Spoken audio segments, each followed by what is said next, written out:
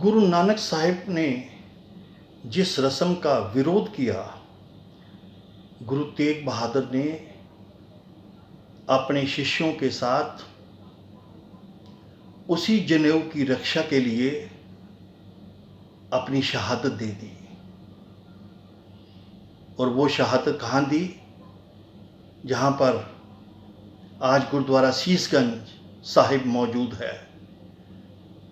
लाल किले के सामने वाली सड़क के जब हम इधर से आते हैं फुहारे की तरफ, बाएं हाथ गुरुद्वारा शीशगंज साहिब है। और गुरु तेग बहादुर साहब को वहाँ कैद कर दिया गया, एक पिंजरे में कैद कर दिया गया। उनके साथ 3 शिष्य थे। उन तीनों शिष्यों को जहाँ पर फुहारा है, फाउंटेन है, वहाँ पर एक एक कर उनको शहीद किया गया। एक को पानी में, उबलती पानी में उबाल दिया गया। एक के आसपास रुई बलेट कर उसको आग भेंट कर दिया गया। ऐसे जब तीनों को शहीद कर दिया गया, मकसद ये था कि गुरु तेग बहादुर साहब का जो मन है वो पिघल जाए, वो इस्लाम को कबूल कर ले। पर जब उन्होंने इस्लाम कबूल नहीं किया तो उनका भी सर कलम कर दिया गया। देखिए, ये हिंदुस्तान में ही नहीं पूरे विश्व में पहली मर्तबा हुआ कि जिस रस्म में उनका विश्वास नहीं है और उसी रस्म की रक्षा के लिए वो अपना शीश तक कुर्बान कर देते हैं। वो एक अलग साखी है। फिर वहाँ से एक लखी शाह बंजारा थे, वणज करते थे, बिजनेस करते थे, रुई का बिजनेस करते थे। उनका गड्ढा जा रहा था, उन्होंने वहाँ से आंधी आई, आंधी में उन्होंने उनका शीश उठाया, धड़ उठाया, वो अपने रुई में बलेट कर अपने गांव में जाकर अपने घर में आग लगा दी और ये कहा कि मेरे घर में आग लगी। असल में उन्होंने उनका देह संस्कार कर दिया था। ऐसे ही मस्सा, ऐसे ही रंगरेटा था। रंगरेटा गुरु का बेटा, वो रंगरेटा जो है उनका शीश उठाकर आनंदपुर साहब पहुंच गया। उन्होंने जाकर गुरु गोविंद सिंह जी को वो शीश उनको दिया और गुरु साहब ने उनको रंगरेटा गुरु का बेटा कहा। सो कहने की बात यह है कि इस किस्म की परंपराएं आज हम जब देश की आज़ादी की बात करते हैं तो हम अपना इतिहास, अंग्रेजी शासन के विरुद्ध जो संघर्ष हुआ, उस संघर्ष में भी सबसे ज़्यादा, सब आंकड़े देखिए, सबसे ज़्यादा कुर्बानी, सबसे ज़्यादा शहादतें, सबसे ज़्यादा काले पानी की सज़ा, फांसी की सज़ा पंजाब को मिली। पंजाबियों ने दी, सिखों ने दी। एक वो परंपरा बना दी थी गुरु नानक साहब ने। पर हम आज भूल गए हैं कि भारतीय संस्कृति के लिए गुरु नानक साहब ही नहीं, पूरी परंपरा ने, एक सिलसिला है शहादतों का, एक पूरा लंबा इतिहास है। सिख धर्म शहादतों से भरा हुआ है। वो शहादतें हिंदुस्तान की रक्षा के लिए, हिंदुस्तान की हिंदुस्तानियत की रक्षा के लिए, हिंदुस्तानी संस्कृति की रक्षा के लिए दी गई। गुरु नानक साहिब का जो मंत्र था वो था, किरत करो, नाम जपो, वंड छपो। किरत करो मीन अपने हाथों से काम करो, कमाई करके पैसा कमाओ, उससे खाओ। नाम जपो, उस परमात्मा को अपने अंग संग समझो, उसका नाम जपो, मेडिटेशन करो। तीसरा है वंड छको। आपके पास यदि 5 रुपये हैं तो उसको बांट कर, जिसको कोई ज़रूरत है, उस ज़रूरतमंद की जो ज़रूरत है उसको पूरा करो, बांट कर खाओ। ये मंत्र उन्होंने दिया।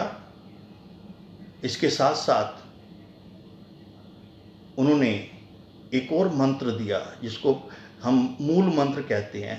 गुरु ग्रंथ साहिब में मूल मंत्र सिरलेख तो मौजूद नहीं है, पर उन्होंने उस परमात्मा का नाम, उस परमात्मा के विशेषण बताए। एक ओंकार कि परमात्मा एक है, सतनाम, उसका नाम सत्य है, कर्ता पुरख, वो इस पूरी कायनात में पूरा हुआ है, समाया हुआ है। वो करता है इस कायनात का, इस ब्रह्मांड का। निर्भय, उसको किसी का डर नहीं है। निर्वैर, उसको किसी से वैर भी नहीं है। अकाल मूर्त, वो मूर्ति से, मूर्त से ऊपर है, काल से ऊपर है, अकाल है। अजूनी सहबंग, वो किसी जून में नहीं आता।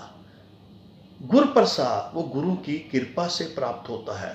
और ये मंत्र जो उन्होंने परमात्मा के विशेषण बताए, असल में उन्होंने कहा कि अपने जो शिष्य थे, ये परमात्मा के जो विशेषण है उनको धारण करो, इन गुणों को अपने अंदर धारण करो, और तभी आप परमात्मा को पा सकते हैं, परमात्मा के साथ लीन हो सकते हैं। जैसे परमात्मा निर्भय है, निर्वैर है, ऐसे आप भी निर्भय हो जो, निडर हो जो। गुरु तेग बहादुर साहब ने फिर ये कहा, भय कहू को देत ने न पैमानतान, ना तो मैं किसी को डरावा देता हूँ, ना मैं किसी के डर में आता हूँ। ये सिख धर्म की नींव बन गई, इनकी बुनियाद बन गई ये विचार। तो आप देखेंगे कि गुरु नानक साहब ने अपने समाज के, अपने वक्त के समाज में जितनी समस्याएं थी, उन समस्याओं के साथ वो जूझे। नारी को बहुत नीचा स्थान दिया हुआ था हमारे समाज ने। हमारे नाथ जोगी गोरखनाथ ने कहा, उसको बैंगन कहते हैं, औरत को बांगन कहते हैं। दाम काट बांगन ले आया, मात कहे मेरा पूत ब्याया, गीली लकड़ी को घुन लाया।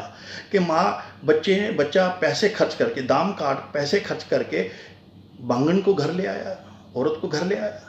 माँ बहुत खुश हो रही है, मेरा बच्चा ब्याया गया। बांगन ले, उसको बार बार बांगन कहते हैं। उनका विचार ये था कि आदमी की जो आध्यात्मिक यात्रा है उसमें सबसे बड़ी अड़चन औरत है, इसलिए वो औरत का खंडन करते थे। गुरु साहब ने कहा, बांड जमिए भंड निमिए भन मंगन व्याओ, पंडा होवे दोस्ती पंडा चले रहो, पंड मुआ पंड पालिए, पंड होवे बंदान, सोक्यो मंदा आकिए जित जमे राजान। आप उसे मंदा क्यों कहते हैं?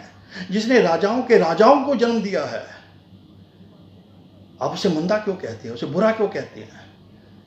उन्होंने औरत को हमारी जो संस्कृति थी उसका दुरा माना, हमारे सभ्याचार की, हमारी संस्कृति का दुरा मान लिया।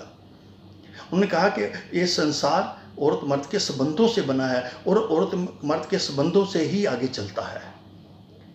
औरत को बहुत मान सम्मान और ऊंचा दर्जा उन्होंने दिया,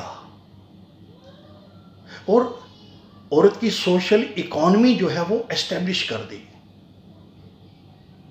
और नानक साहब, यदि आप उस वक्त की जो वर्ण वंड थी, उस वर्ण वंड के मुताबिक गुरु नानक साहब क्षत्रिय थे, पर वो अपने आप को कहते हैं, नीचा हूँ अत नीची जात, नीची हूँ अत नीच, नानक तिनके संग साथ वड्या सो क्या रीस।